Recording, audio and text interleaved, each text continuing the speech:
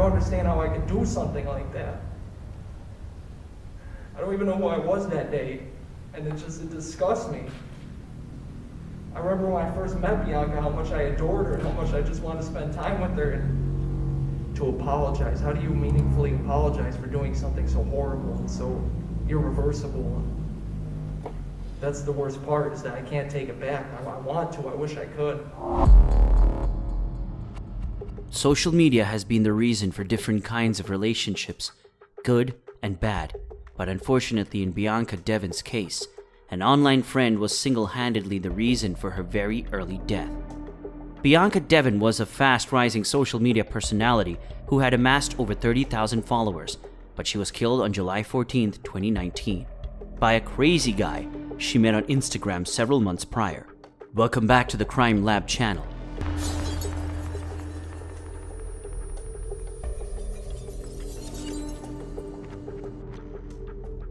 In today's video, we'll be talking about how 21-year-old Brandon Andrew Clark murdered Bianca on their way back from a concert in 2019.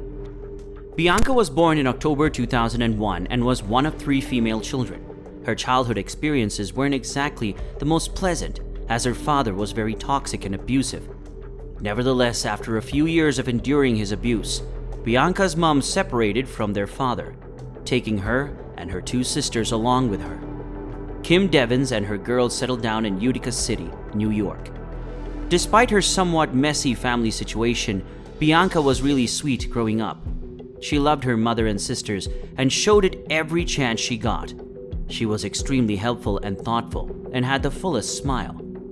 In her adolescent years, however, Bianca's personality drastically changed. She suddenly became withdrawn and preferred to be alone. She struggled with eating disorders and mental health issues in the form of depression, anxiety, borderline personality disorder, and post-traumatic stress disorder. Her family was very bothered by Bianca's mental health, and her mother insisted that she seek professional help. According to her mother, most of Bianca's teenage life was spent in and out of therapy sessions, which didn't really help as Bianca's personality didn't change much.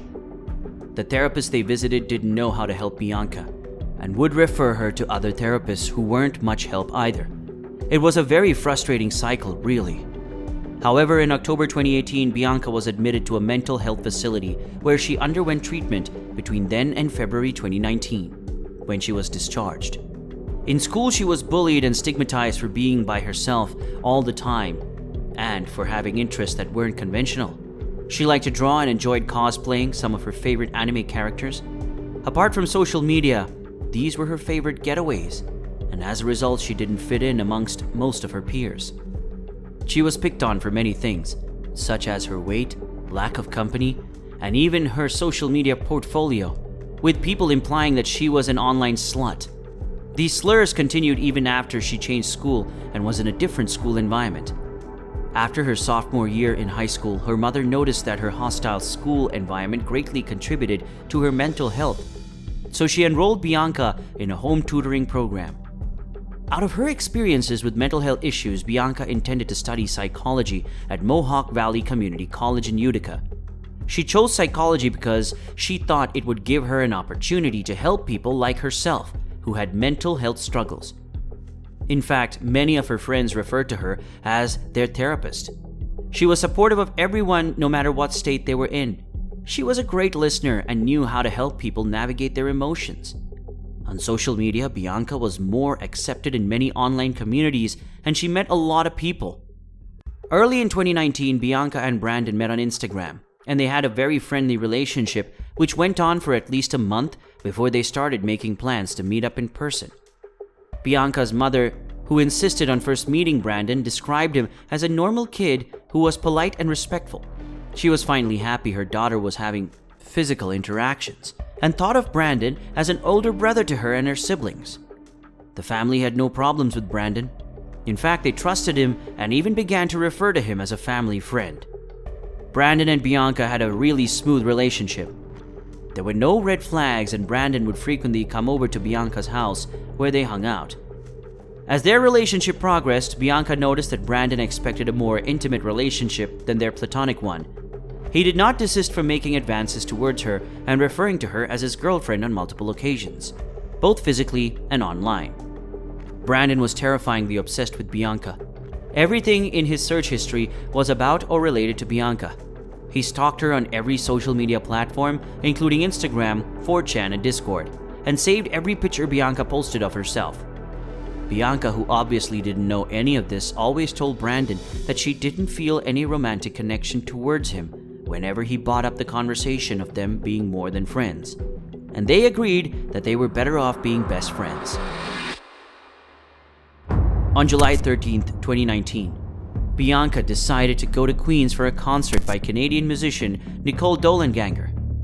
Brandon, who was following every post Bianca put up on social media, knew of her plans and asked her to allow him to give her a lift since they were both going to the concert, and she agreed.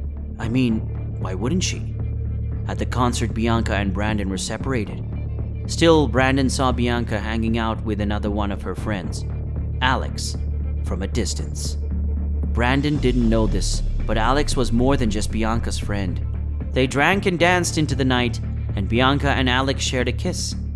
Brandon, who was watching from afar, was not thrilled by the kiss, but he didn't say anything until they were leaving in the early hours of the next morning. Brandon brought up the topic on their way home and asked why she kissed someone else. Bianca, who thought her best friend would be happy for her that her crush finally made a move on her, was confused by Brandon's sudden change in attitude. There was an awful silence and Brandon was using his phone. Brandon posted a picture of him on a night drive on his Instagram account with the caption, "Here comes hell. It's redemption, right?" He changed his Instagram bio to 6/10/1977 to 14/07/2019. which meant that he planned on dying on the 14th of July 2019, which was the date he and Bianca were having this conversation.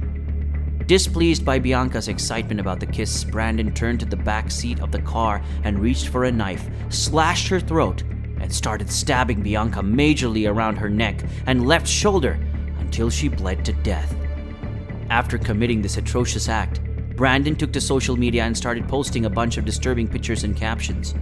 He took pictures of Bianca, who was drenched in her own blood, and posted these pictures on his 4chan, Discord, and Instagram accounts.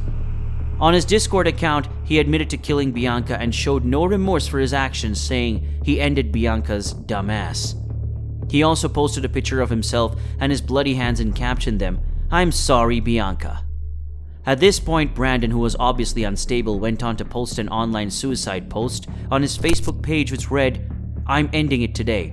I'm sorry to all the family and friends who wanted me to achieve. I love you all." He carried Bianca's body out of the car and placed it on the side of the road, then covered it with a tarp. With a knife in one of his hands, he called the police on himself, gave away his location, and waited beside Bianca's body for their arrival. When the police arrived, Brandon slashed his throat with the knife in his hand. The attempt to end his life was futile as the paramedics attended to him urgently, and he was taken to the hospital, where emergency surgery was performed on him. After recovering from the surgery, Brandon was arrested by the police and charged with second-degree murder. After his arrest, it appeared that Brandon had also recorded videos of the murder. The dashboard clip showed him having sex with Bianca before stabbing her to death after accusing her of infidelity in a jealous rage. The Devins family was devastated by the news of Bianca's demise, and the fact that it was so public was difficult to bear. They issued a statement in Bianca's memory that read, "Bianca was a talented artist, a loving sister, a daughter, a cousin, and a wonderful young girl, taken from us all too soon. She's now looking down on us as she joins her cat, Belle, in heaven. She will always be remembered as our princess." Following the arrest, Brandon's family came forward and made a statement that Brandon was the oldest of 4 boys and that he was raised right. However, this statement was questioned because while Brandon was growing up, he watched his father threaten to kill his mother for having cheated on him. He had a knife to her throat for hours until the police intervened.